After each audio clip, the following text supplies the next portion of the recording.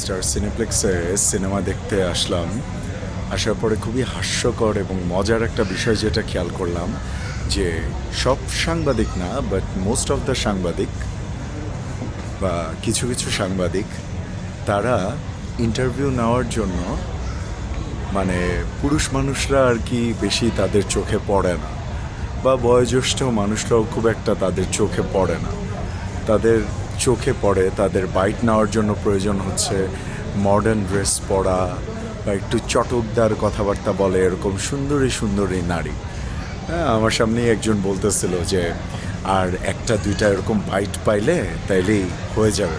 হ্যাঁ, তারপরে এই এক চটকদার নারীর কাছে গিয়ে বলতেছে, এক্সকিউজ মি আপু, 1 মিনিট একটু কথা বলবেন আমার সাথে? আমি কিন্তু তাকায় তাকায় দেখতেছি, আমি নিজেও কিন্তু একজন জার্নালিস্ট ছিলাম প্রতিদিনের সংবাদ।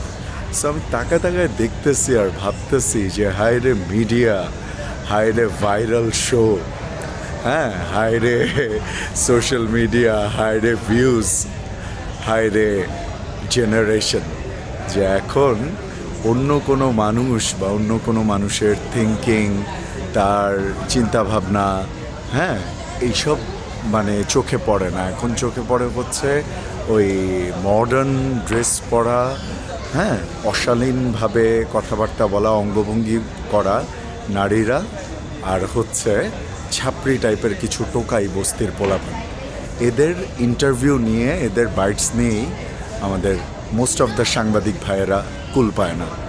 কি বলবো, আফসোস।